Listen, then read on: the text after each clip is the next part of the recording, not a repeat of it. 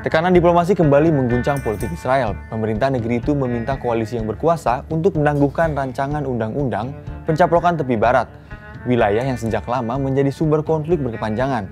Langkah ini diambil setelah Amerika Serikat, sekutu terdekat Israel, mengancam akan menarik dukungan jika RUU itu tetap diloloskan. Bagaimana kelanjutannya? BBC pada Kamis 23 Oktober 2025 melaporkan, Parlemen Israel, Knesset, menyetujui pembahasan dua rancangan undang-undang terkait aneksasi atau pencaplokan wilayah tepi barat Palestina. Dengan selisih suara 25 berbanding 24 dari 120 total anggota Knesset. Adapun RUU ini berisikan tentang penerapan kedaulatan negara Israel atas wilayah Yudea dan Samaria tepi barat, di mana wilayah tersebut berada di bawah kendali militer pendudukan sejak tahun 1967. Bagi rakyat Palestina, langkah Israel ini terasa seperti meruntuhkan sisa-sisa harapan akan tanah air yang merdeka. Kemarahan dan kesedihan bercampur jadi satu, wajah-wajah yang lelah kembali menatap masa depan yang tak pasti.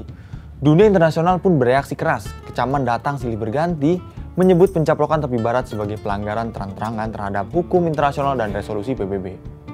Sementara itu, Indonesia bersama negara-negara anggota Organisasi Kerjasama Negara Islam atau OKI lainnya mengecam keras langkah Israel yang bertujuan memberlakukan apa yang disebut sebagai kedaulatan Israel atas wilayah tepi barat. Tak hanya itu, Presiden AS Donald Trump yang selama ini dikenal mendukung Israel, kini justru mengancam akan menarik dukungan jika Israel tetap melanjutkan RUU aneksasi tepi barat. The West Bank is, don't worry about the West Bank. Israel's not going to do anything with the West Bank, okay? Sementara itu, Wakil Presiden AS JD Vance yang sedang berada di Yerusalem, Israel, menyebut langkah parlemen Israel sebagai langkah politik yang bodoh dan penghinaan pemerintah Amerika yang baru seminggu ini mendorong kesepakatan damai. I mean, look, if it was a political stunt, it was a very stupid political stunt, and I personally take some insult to it. The West Bank is not going to be annexed by Israel. The policy of the Trump administration is that the West Bank will not be annexed by Israel. That will continue to be our policy, and if people want to take symbolic votes, they can do that.